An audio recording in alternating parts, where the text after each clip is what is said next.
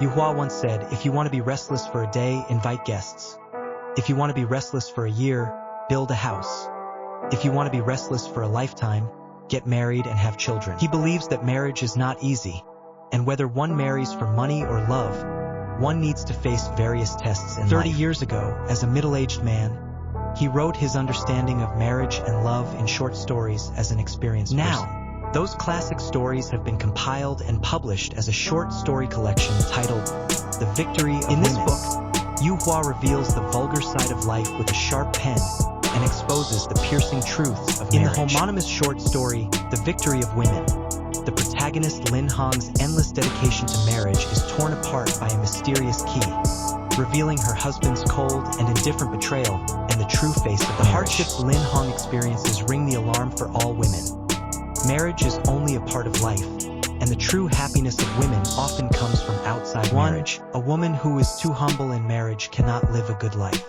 In The Victory of Women, Lin Hong and her husband Li Hanlin have been married for many years and have been living a life as ordinary as water. One day, after Li Hanlin left home for a business trip, Lin Hong found a key wrapped in 3 envelopes in his drawer. She tried every lock in the house with the key but couldn't open any of them. She immediately had a premonition of something bad and spent the whole night tossing and turning, unable to sleep. The next day, she went to Li Hanlin's workplace and opened his desk drawer with the key. In the drawer, she found a woman's photo, correspondence, and phone numbers. Seeing the sweet words in the letters, she was struck by lightning, as Li Hanlin had betrayed her. In a fit of anger, she called the woman named Qing Qing and cursed her for being despicable and destroying her family. After cursing, she still felt unsatisfied and called Li Hanlin's friends one after another, announcing that Li Hanlin had an affair. However, Li Hanlin's friends already knew about it, and all pretended not to know, not saying a word of comfort and hanging up the phone with excuses. Listening to the busy tone on the phone, Lin Hong felt dizzy and trembled all over. She thought of how she used to have many friends, often going shopping, eating out, and chatting with them. But since getting married, she had been busy around Li Hanlin, rejecting friends' invitations one after another. And in losing her former friends, she had also lost her original self.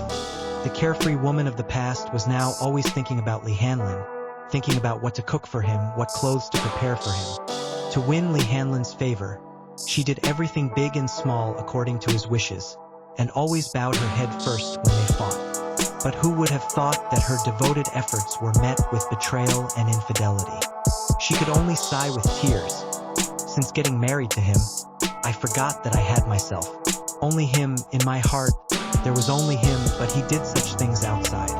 Remembering a line from Lost in the World, no matter how enthusiastic you are towards anyone, it will increase the probability of not being cherished. Behind the 10,000 families' lights, countless women like Lin Hong are burning themselves for marriage, making great efforts.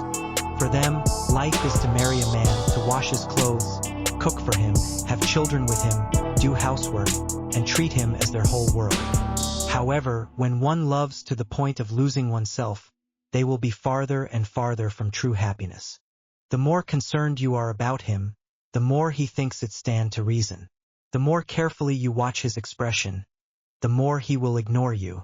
In a relationship, excessive care cannot win true feelings, but only makes oneself feel worthless. Your self-respect will be weakened, and your value will be diluted. You will eventually become a puppet at the mercy of the other person.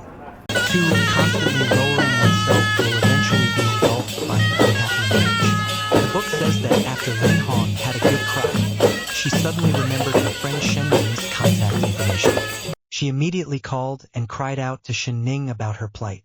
Shen Ning told her, "At this time you cannot be weak, you cannot be kind, you must punish him. Do not cry, do not shed tears, and do not pay any attention to him with a stern face. He will beg you, even kneel down, and even slap his own face. Do not be soft-hearted. He will swear repeatedly. Their oaths are no different from the barking of dogs. Do not believe them. In short, let him understand the cost of his marry. Let him live every day in a fiery inferno. Let him feel that he does not want to live, that life is not worth living." So, when Li Hanlin returned from his business trip, Lin Hong directly took out the key and confronted him. No matter how Li Hanlin tried to justification, she remained silent with a stern face. Thus, the two were caught in a silent stalemate. During the day, Li Hanlin went to restaurants to eat, read books on the balcony. At night, he didn't even enter the room, just slept on the sofa. On the surface, it seemed that he was living with a tail between his legs. But the one truly suffering was Lin Hong. Li Hanlin had no remorse and never said a word of apology, naturally enjoying the days without any constraints. His indifferent attitude made Lin Hong unable to shed tears, unable to shout, and all her anger could only burn in her chest. Slowly, Lin Hong's anger turned into unease, and she was afraid that the other person would really leave her. In her desperation, she forgot Xin Ning's instructions and began to show favor to Li Hanlin frequently. She cooked a big table of dishes for Li Hanlin and even offered her bedroom to him, trying to arouse his sense of guilt. Seeing her attitude soften, Li Hanlin took the opportunity to regain the initiative and paid even less attention to her. Li Hanlin happily ate all the food Lin Hong made and deliberately didn't say a word to her. He still walked around the house as before, indifferent to Lin Hong's tears. Lin Hong wanted to talk to him properly, but he boldly said that he had already been punished, and if he still couldn't win Lin Hong's forgiveness, he would have to choose divorce. Lin Hong wanted Li Hanlin to admit his mistake, but because of her low position and too much concession, she was hurt more severely by the other party. Psychologist Zhang Defen said, "There is often an engulfing relationship between people. If I am not strong enough, I am easily engulfed by others." Many women unconsciously lower themselves when they enter marriage, thinking that by enduring for a while and giving in for a while, they can win the other person's affection. When they should fight for their rights, they choose to compromise without principles. When they should be strong, they choose to endure without limits. Over time, others will forget to show compassion for you and will unscrupulously exploit you, taking advantage of you. Even if you have enough chips and better choices, you are accustomed to drawing a circle and being unable to shake off the other person's control. In this marriage game, if one party automatically gives up, the other party will take the opportunity to gain the upper hand. In the end, whoever pays the higher price and bears more grievances will lose more miserable. 3. A woman's victory does not lie in marriage, but in living out an independent self. Lin Hong lost to Li Hanlin in their competition and had to reluctantly agree to divorce. On their way to the divorce office, they passed by a coffee shop where they went on their wedding day. The familiar decoration brought back their beautiful memories and temporarily calmed their negative emotions. They decided to go in and calm down, ending this marriage peacefully. Unexpectedly, as soon as they sat down, they found that the third party Qingqing happened to be in the shop. Seeing Qingqing, who was embarrassed and kept looking over, Lin Hong's heart was suddenly filled with a strong desire for victory. He asked Li Hanlin to sit next to him and gave him a kiss.